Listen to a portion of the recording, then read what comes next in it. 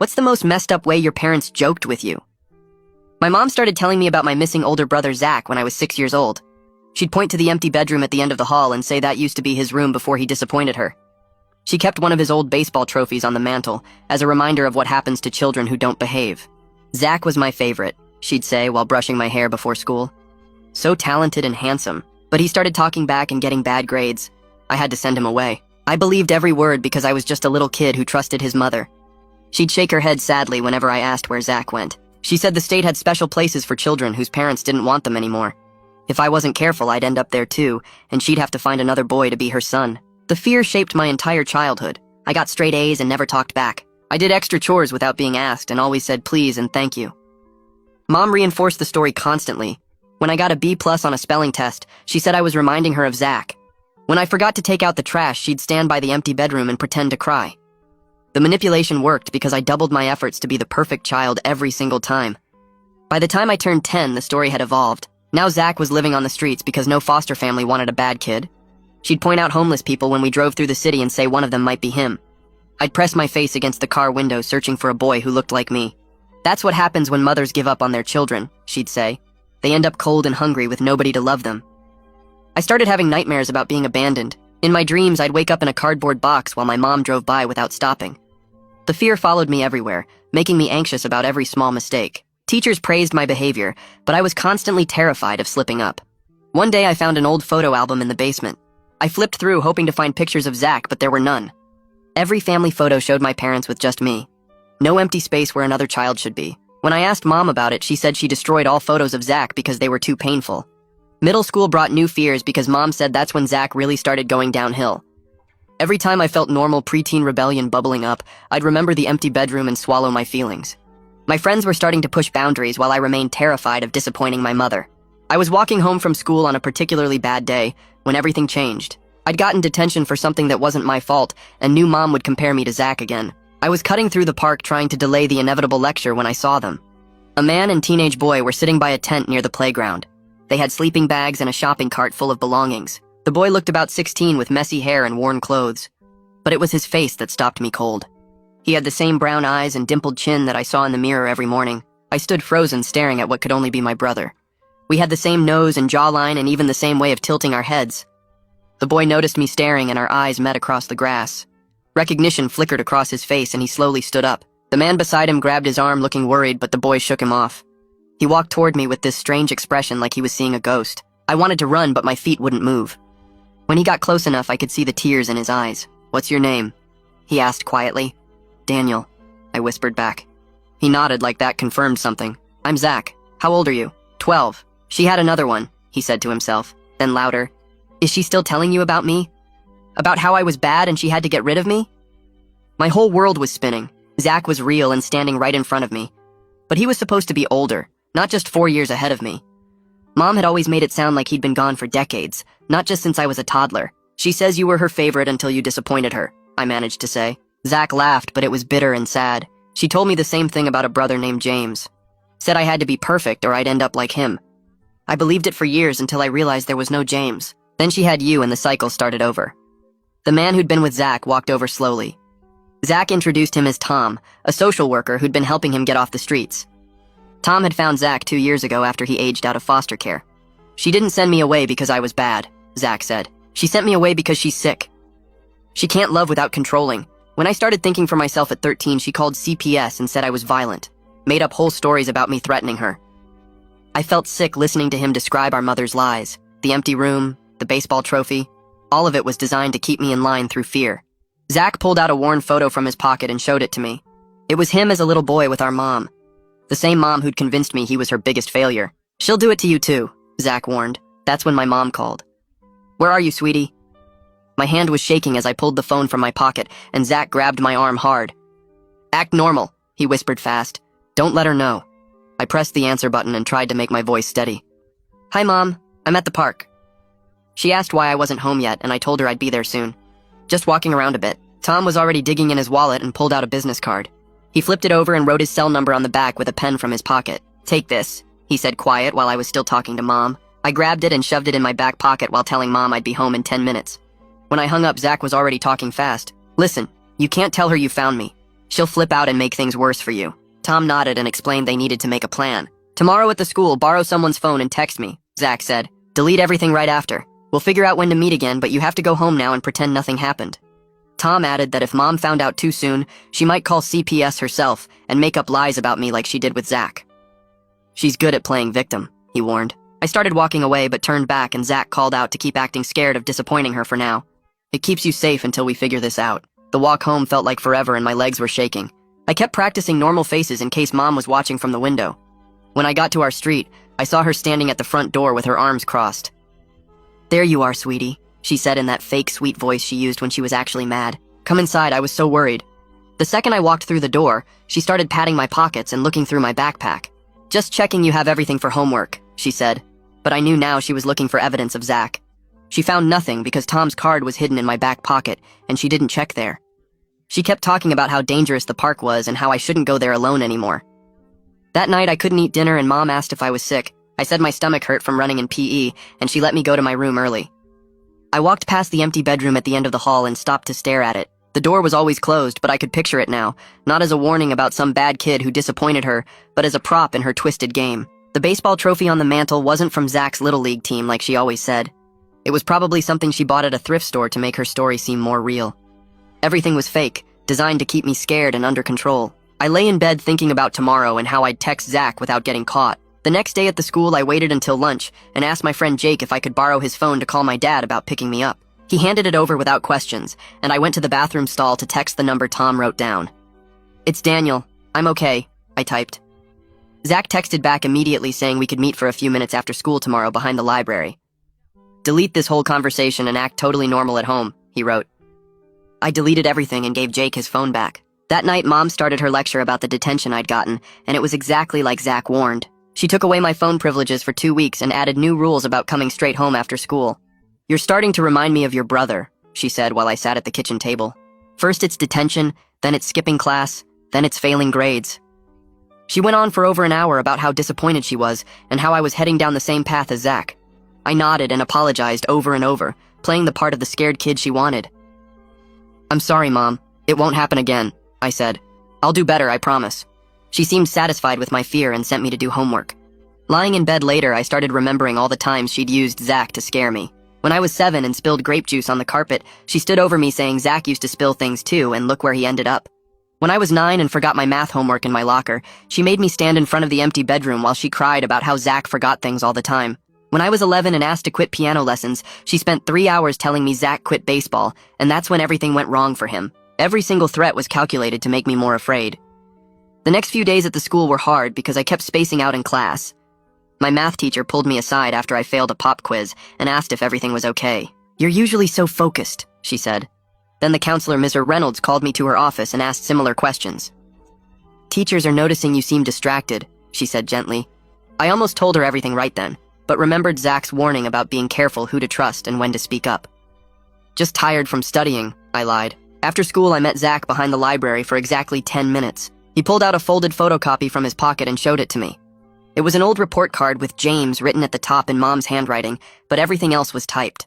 "She made this to show me when I was your age," he explained. "James was the made-up brother before me, and I was the made-up brother for you."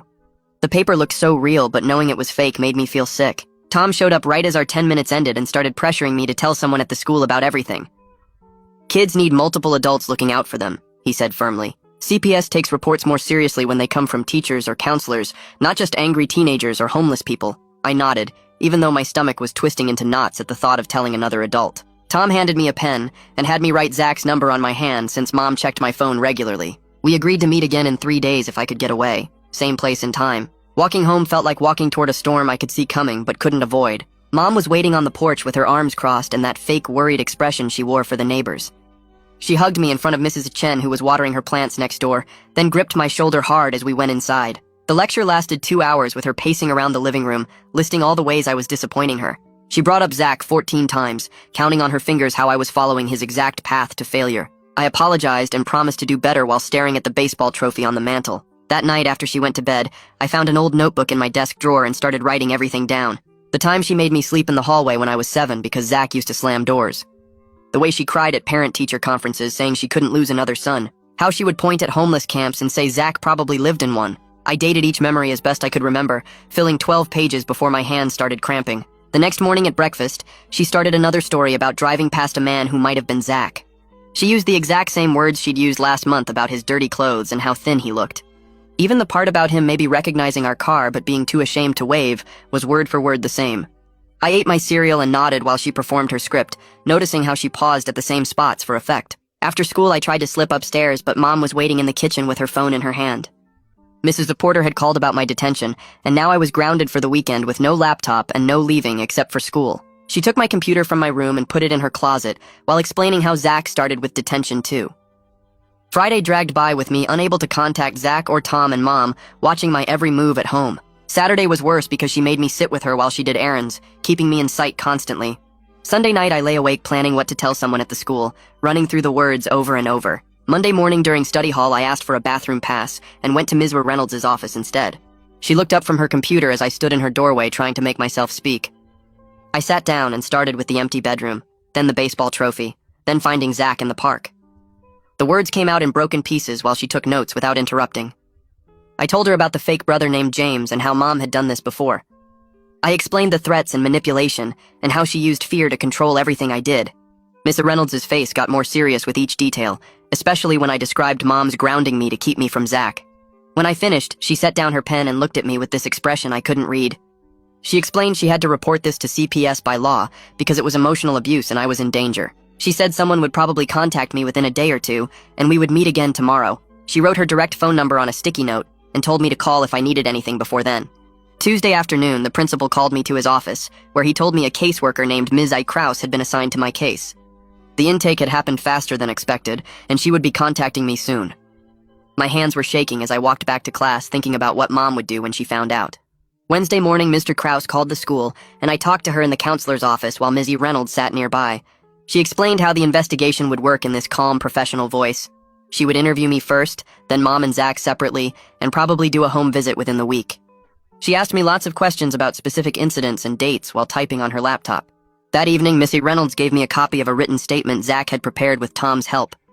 Reading his experiences made my chest tight because it was all the same patterns, the same empty room story, the same threats about foster care, the same escalation when he started questioning things. He wrote about standing in front of that bedroom while Mom cried about losing her favorite son. He described the homeless people she pointed out and the fear that followed him everywhere. Seeing it written down made me feel less crazy and less alone for the first time. Friday afternoon, Mrs. Kraus came to our house for the first CPS home visit. Mom had somehow found out it was happening and prepared like she was hosting a party.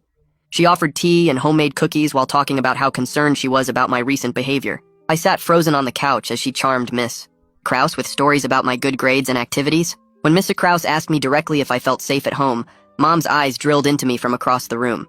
I mumbled something about everything being fine while my stomach churned with fear and shame. After Mrs. Kraus left, I waited until Mom was in the shower and grabbed her phone from the counter. I locked myself in the bathroom and called Zach's number with shaking fingers. He answered on the second ring, and I whispered everything about the visit and how I'd frozen up. He told me it was okay, that he'd done the same thing many times when he was my age. Then he explained what Mom had done to him when he was 13, and finally started pushing back. She'd filed false reports claiming he hit her and stole money from her purse. She told CPS he'd threatened to burn the house down and hurt me when I was just a baby. She convinced teachers and social workers that he was violent and dangerous, when really he'd just started asking why there were no photos of James.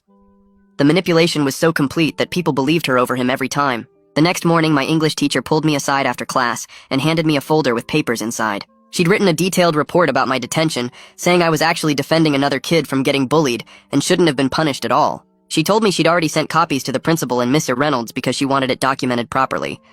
Having an adult see the truth and actually do something about it made my chest feel lighter for the first time in days. I thanked her and tucked the folder into my backpack, feeling like maybe adults could help after all. When I got home that afternoon, Mom was waiting by the door with my backpack already in her hands. She dumped everything onto the kitchen table and started going through each pocket and folder like she was looking for drugs or something. Her fingers found Tom's business card that I'd stupidly kept hidden in the small front pocket. She held it up between two fingers and asked in her sweet, concerned voice who this was and why I had his number. My brain scrambled for a lie, and I told her some random guy at the park gave it to me last week, and I forgot it was even there. She studied my face for way too long before setting the card down and telling me to be more careful about taking things from strangers. The next day, Miss Reynolds called me to her office during lunch, and we worked out a whole safety plan together. She programmed her personal cell number into my phone under Math Tutor, so Mom wouldn't get suspicious if she saw it. We came up with code words I could text her if things got bad at home, like asking about homework meant I needed to stay after school, and mentioning a test meant I needed immediate help. She also gave me names and numbers of other adults at the school who knew about my situation and could help if she wasn't available. Before I left, she made copies of everything I'd written in my journal and locked them in her filing cabinet. I took Zach's photo and my original journal pages to the school the next morning and hid them in my locker behind my gym clothes. Making copies of the most important entries took forever during study hall, but I needed evidence Mom couldn't destroy if she found my hiding spots at home. Miss Reynolds kept one complete set in her locked cabinet, and I hid another set in an old textbook in my locker that nobody would think to check. Wednesday of the second week, Ms. Krause came back to the school and interviewed me alone in the conference room this time. Without Mom watching, I could finally tell her everything about the threats and manipulation and the empty bedroom and the baseball trophy. She typed notes on her laptop while asking really specific questions about dates and exactly what Mom said and when she said it.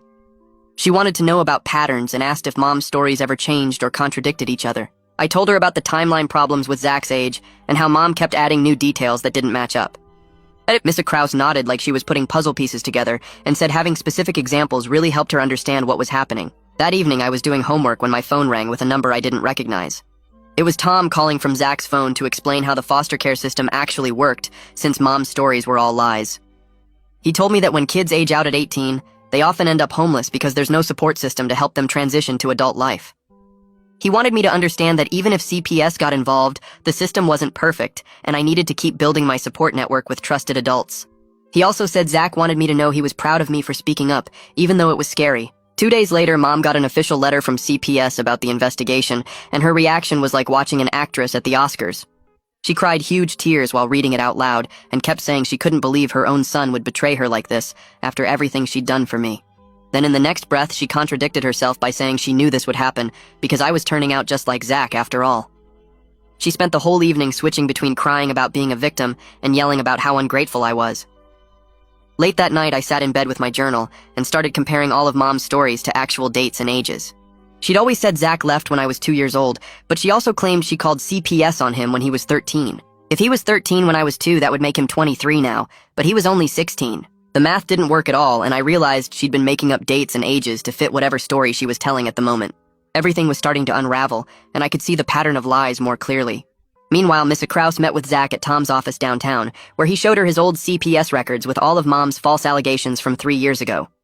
She told him that having 2 siblings with matching stories about the same patterns of abuse made the case much stronger. She could see Mom was using the exact same tactics with me that she'd used with Zach. Over the next few days, Mom started her damage control campaign by telling all the neighbors and family friends that I was going through a rebellious phase. She said I was making up stories for attention because I was jealous of other kids at the school or something. The lady next door started giving me these pitying looks whenever she saw me, like she felt bad for my poor mother having to deal with such a difficult child. I could see Mom building her own narrative to discredit anything I might say, and it made me feel trapped all over again. The next day, Missy Reynolds called me to her office during lunch and handed me a thick envelope from CPS. I opened it with shaking hands while she sat beside me. The letter was full of big legal words about voluntary services and family preservation. Miss Reynolds pointed to different sections and explained what they meant in normal words. CPS wanted Mom to take parenting classes and both of us to go to family therapy.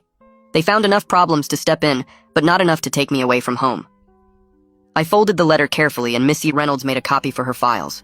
That Thursday night, my phone rang around 10, and it was Zach's number on the screen. I answered quietly in case Mom was listening from the hallway.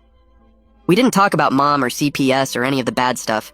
Instead, we talked about the new Spider-Man game and which movies were coming out soon. He told me about a band he liked, and I told him about my science project.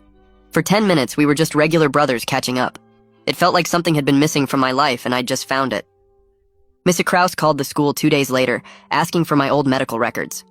The school nurse pulled out files going back to kindergarten and faxed them downtown. Mrs. Krause called back that afternoon sounding frustrated. She'd found notes from when I was 7 about teachers worrying I seemed anxious. There were 3 appointments Mom had canceled after parent-teacher conferences. My second grade teacher had written concerns about my fear of making mistakes. None of these red flags had been connected until now. The winter concert came 2 weeks later, and Mom dressed up nice and sat in the front row. When other parents came over, she bragged about my straight A's and perfect attendance. She told them how proud she was of her well-behaved son. I stood on the risers with the other kids singing holiday songs. My body was there, but my mind felt disconnected, like I was watching someone else's life. Mom took pictures and posted them online with captions about her talented boy. After the concert, she talked to my teachers about my college prospects, even though I was only in 7th grade. Everyone thought she was such a devoted mother. A few days later, I worked up the courage to ask Mom about James while we were eating dinner. She was cutting her chicken when I said Zach had mentioned that name. Her knife stopped moving for just a second. Then she looked at me with this confused expression. James? I don't know any James, sweetie. You must have misheard. She went back to eating like nothing happened. But then she started talking about how disappointed she was that I believed strangers. She said real family members trust each other, not random people making up stories. For the next hour, she listed all the things she'd done for me since I was born. She reminded me about every sacrifice and every dollar spent on my education. By the time she finished, I felt guilty for even asking. The following Tuesday, I was doing homework in my room when I heard the doorbell. Mom answered it, and I recognized Miss Krause's voice asking to come in. Mom hadn't been expecting her, and I could hear the fake sweetness in her voice as she invited Mrs. Krause inside. I stayed upstairs but kept my door cracked to listen. Mom was in the middle of one of her lectures about my recent behavior. I heard her using my full name like she always did when she was mad. She was telling Miss Krause how I'd been acting out lately, and maybe I needed to go somewhere for troubled boys. Miss Krause's voice stayed calm as she asked Mom to clarify what she meant. Mom kept talking about how hard it was to manage a difficult child. Miss Krause wrote everything down and asked if she could speak to me privately. Mom called me downstairs and I could see the anger in her eyes even though she was smiling. Miss Krause asked me some questions while Mom hovered nearby. I kept my answers short and didn't make eye contact with either of them. After Mrs. Krause left, Mom went through the mail and found the phone bill. She started checking the numbers and found texts to a number she didn't recognize. She called it from her phone, and when it went to voicemail, she heard Tom's voice. Mom's face turned red and she started screaming. She said I was forbidden from contacting Zach ever again. If I tried to reach him, she'd send me to live with Dad's relatives in another state. She'd always told me they didn't want me, but now she said they'd take me if she asked. She grabbed my phone and deleted Zach's number while I watched. The next morning, I felt sick to my stomach thinking about facing Mom after school. During math class, I texted Ms. Art Reynolds the code word we'd set up. She texted back that I should come to the library after school. I stayed there doing homework while she called Mom to say I was in tutoring. Tom picked me up at 7 when Ms. Art Reynolds said Mom had calmed down enough. He drove me home in silence and walked me to the door. Mom answered with her normal face on, thanking Tom for bringing me home safely. She even offered him coffee, but he politely declined. After he left, she went to her room without saying anything to me. The next week, CPS sent an updated safety plan that Mom had to sign. I had to attend an after-school program 3 days a week now. Miss Reynolds would check in with me twice a week during study hall. Mom couldn't refuse without looking suspicious to the court. She signed the papers but made comments about how inconvenient it was to drive me places. She said other parents didn't have to deal with this kind of interference. Meanwhile, Tom was helping Zach fill out applications for youth housing programs. They spent hours on paperwork and gathering documents Zach needed. 2 weeks later, Zach got a letter saying he'd been approved for a studio apartment. The program would help with rent for 2 years while he got on his feet. It was small and basic, but it would be his own place with a door that locked. Tom took him to see it, and Zach sent me a picture through Tom's phone. It was just one room with a tiny kitchen area, but Zach was smiling bigger than I'd ever seen. This was the first real stability he'd had since Mom kicked him out. Tom said they'd move him in next month when the current tenant left. 2 days later, Zach texted me through Tom's phone saying he had something important to show me. I met them at the library after school where Zach pulled out his old phone that barely worked anymore. He scrolled through files until he found an audio recording from 3 years ago. He pressed play and I heard Mom's voice talking to someone on the phone about him. She was saying Zach had pushed her down the stairs and she was scared for her safety.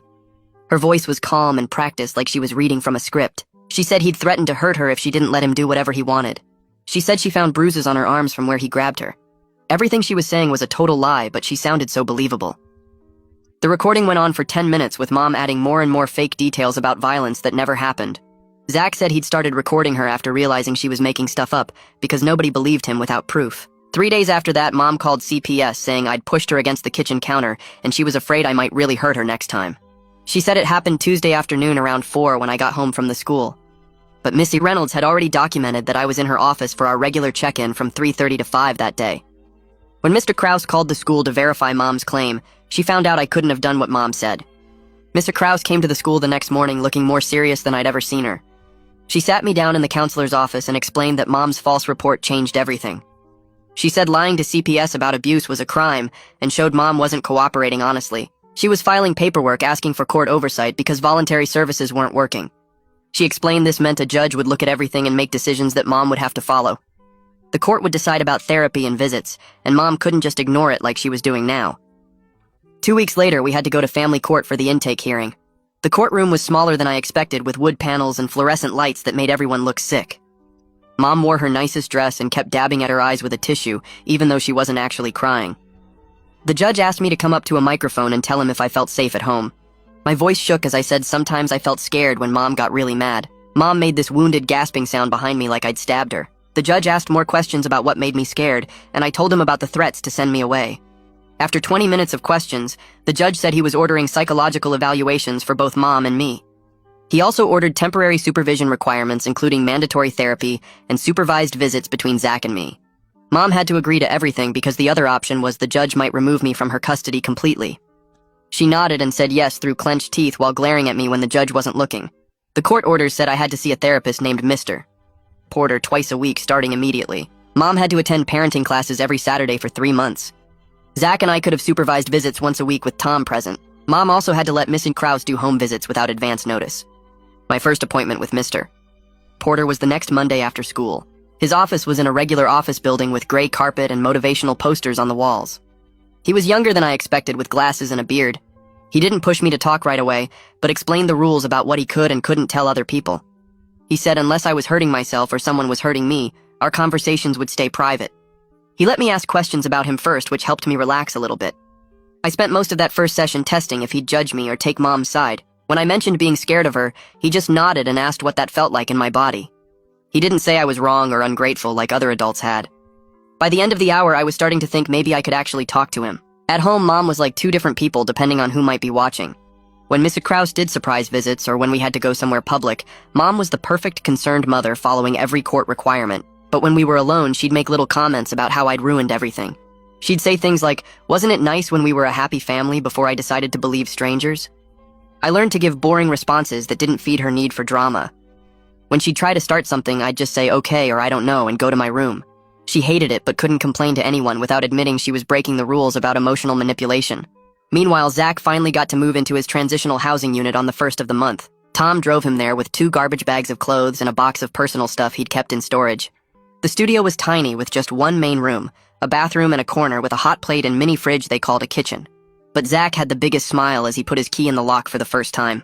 Tom helped him get basic furniture from donation centers, including a twin bed, a small table, and 2 folding chairs. For the first time in 3 years, Zach had an actual address and a door that locked, and a place that was just his. At the school, my grades started slipping because I couldn't focus on homework when my whole life was falling apart. My straight A's turned into mostly B's with a C in science. I told Mr. Reynolds during our check-in, and she said it was completely normal when your world was turned upside down. She helped me talk to my teachers about what was happening without giving too many details. Most of them were more understanding than I expected. My science teacher said she'd give me extra time on the next test, and my English teacher let me turn in late assignments without penalty.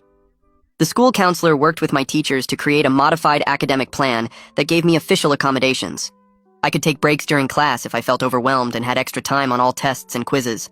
I could also eat lunch in Mr. Reynolds' office instead of the cafeteria when I needed quiet space. The pressure to be perfect that I'd carried my whole life started to ease just a little bit. Mom started asking weird questions after my second therapy session with Mr. Porter. She'd wait in the car and then drill me about what we talked about all the way home. When I gave vague answers, she'd get this fake concerned look and say she just wanted to help. The next week, she tried calling Mr. Porter's office, pretending she needed to reschedule my appointment. I heard her on the phone asking the receptionist about what kinds of things kids usually talked about in therapy. She hung up looking frustrated when they wouldn't tell her anything. At my third session, Mr. Porter mentioned Mom had called him directly 3 times that week. He said she wanted to know if I was saying bad things about her. He told her that therapy was confidential, and he couldn't share our conversations even with parents. Mom tried different tactics, like showing up early to pick me up and catching him in the hallway. She'd put on her sweet voice and say she was just worried about me. Mr. Porter would smile politely and repeat the same thing about boundaries and confidentiality every single time. After 2 weeks of this, she finally gave up trying to manipulate him.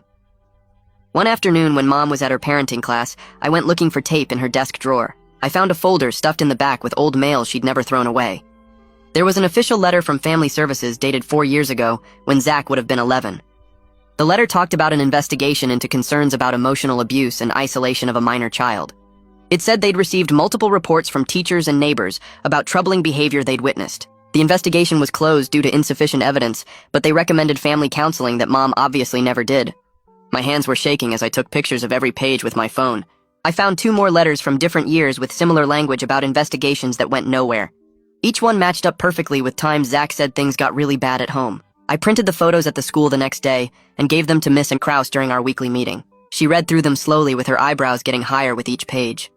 She said this was exactly the kind of pattern documentation that helped build stronger cases. We sat there going through my journal entries and matching them up with the dates in the letters. Miss Kraus made copies of everything and added them to my official file that was getting thicker every week.